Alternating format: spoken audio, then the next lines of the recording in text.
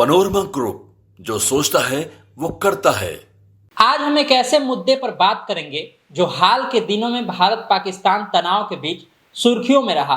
यह बात है तुर्की और अजरबैजान की, जिसने पाकिस्तान का साथ दिया।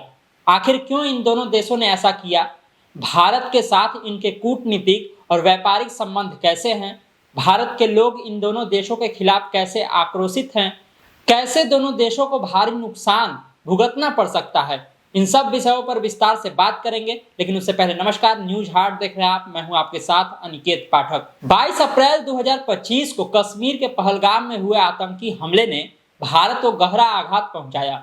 इस हमले के जवाब में भारत ने 7 मई को ऑपरेशन सिंदूर शुरू किया, जिसके तहत पाकिस्तान और उसके कब्जे वाले कश्मीर में 9 आतंकी ठिकानों को नष्ट किया गया। लेकिन इस ऑपरेशन ने न केवल भारत पाकिस्तान तनाव को बढ़ाया, बल्कि तुर्की और अजरबैजान जैसे देशों को इस विवाद में खींच लिया। तुर्की और अजरबैजान इस तनाव के दौरान खुलकर पाकिस्तान का समर्थन किया। तुर्की ने न केवल कश्मीर के मुद्दे पर पाकिस्तान का पक्ष लिया, बल्कि 300-400 ड्रोनों की आपूर्ति भी की, जिसका इस्तेमाल पाकिस्तान ने भारत के खिलाफ सैन्य और नागरिक क्षेत्रों को निशाना बनाने के लिए किया। अजरबैजान ने भी भारत के ऑपरेशन सिंदूर की निंदा की और पाकिस्तान को सैन्य सहायता देने की पेशकश की। इन दोनों देशों ने भारत की कार्रवाई को गलत बताया, जिससे भारत में इनके खिलाफ गुस्सा भड़क उठा है। भारत ने तुर्की और अजरबैजान की इस हरकत का कड़ा जवाब दिया। भारतीय विदेश मंत्रालय ने स्पष्ट किया कि ऑपरेशन सिंदूर आतंकवाद के खिलाफ एक लक्षित कार्रवाई थी, जिसका उद्देश्य भारत की सुरक्षा सुनिश्चित करना था। भारत ने तुर्की और अजरबैजान से उनके रुख पर पुनर्विचार करने की मांग की। साथ ही भारतीय जनता में इन दोनों देशों के खिलाफ आक्रोश बढ़ता गया और सोशल मीडिया पर #बाइकॉट टर्की अजरबैजान ट्रेंड करने लगा और लोगों ने इन दोनों देशों के उत्पादों और पर्यटन का बहिष्कार शुरू कर दिया है। भारत और तुर्की के बीच ऐतिहासिक रूप से मधुर संबंध रहे हैं। जब तुर्की में प्राकृतिक आपदाएं आईं, जैसे पिछले साल भूकंप, तब भारत सबसे पहले मदद के लिए वहां पर खड़ा था। लेकिन तुर्की का पाकिस्तान समर्थन और कश्मीर पर उसका रुख भारत के लिए अस्वीकार रहा।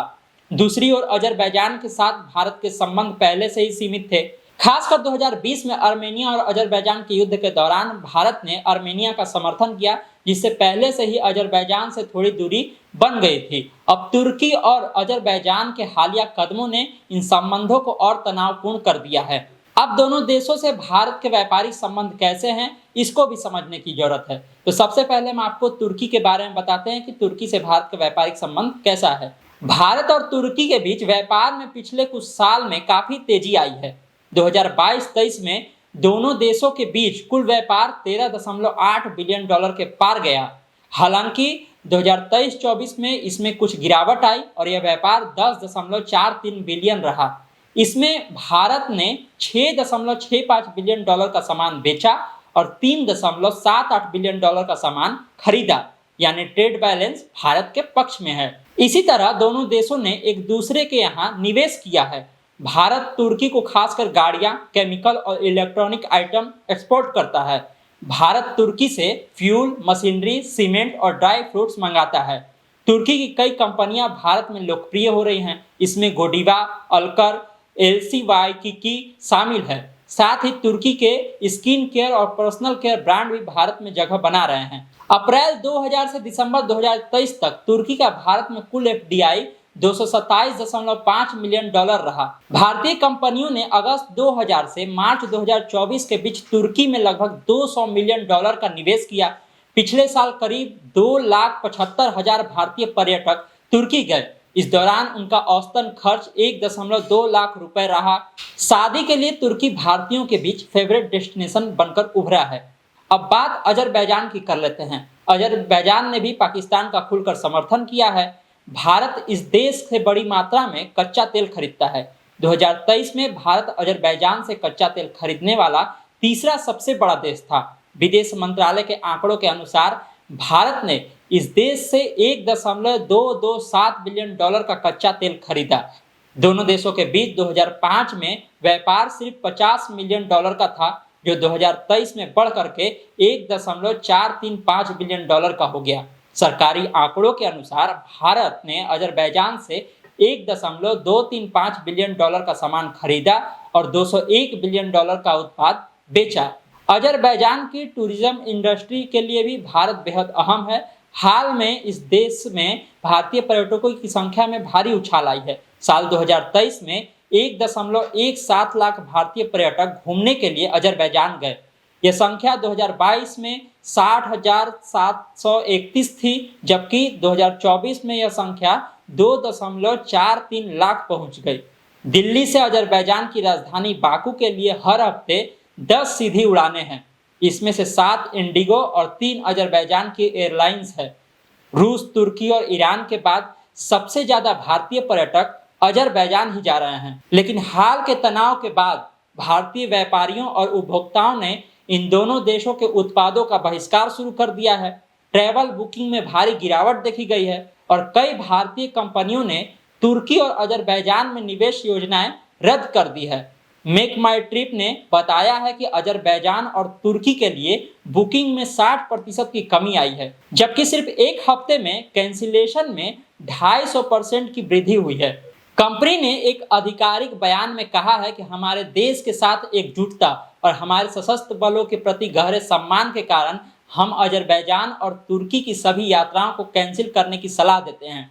ट्रैवल कंपनियों ने दोनों जगहों के लिए ऐड और ऑफर क्लोज कर दिए हैं।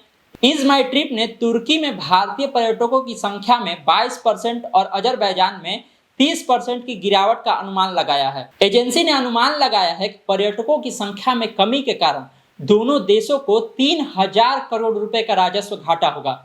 इज माई ट्रिप ने न्यूज़पेपर में ऐड दे करके एक बड़ा संदेश दिया है और लिखा है कि राष्ट्र पहले, बिजनेस बाद में। इन दोनों देशों के खिलाफ भारतीय जनता का गुस्सा सड़कों से लेकर के सोशल मीडिया तक दिखाई दे रहा है।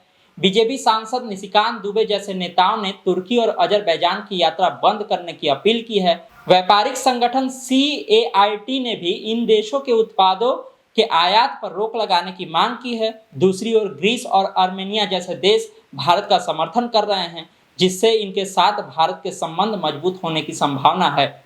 भारत पाकिस्तान तनाव में तुर्की और अजरबैजान की भूमिका ने न केवल कूटनीतिक तनाव को बढ़ाया, बल्कि भारत में इनके खिलाफ जन आंदोलन को भी जन्म दिया। भारत ने स्पष्ट कर दिया है कि वह अपनी संप्रभुता और सुरक्षा से समझौता नहीं करेगा। व्यापार और पर्यटन पर पड़ रहे प्रभाव से तुर्की और अजरबैजान को भी आर्थिक नुकसान हो सकता है। क्या ये देश अपने रुख पर पुनर्विचार करेंगे, यह समय बताएगा। बाकी इस खबर में इतना ही। कैसा लगा आपको ये वीडियो, कमेंट करके जरूर बताइए। किसी और विषय पर अगर आप विस्तृत जानकारी चाहते हैं तो वो भी हमें कमेंट बॉक्स में जरूर बताएं। इस खबर में इतना ही। न्यूज हाट से जुड़े रहिए, तमाम अपडेट हम आपको इसी तरह से देते रहेंगे। यूट्यूब पर देख रहे हैं, चैनल को सब्सक्राइब कर लीजिए। फेसबुक देख रहे हैं, फेसबुक को लाइक कर लीजिए। धन्यवाद, नमस्कार।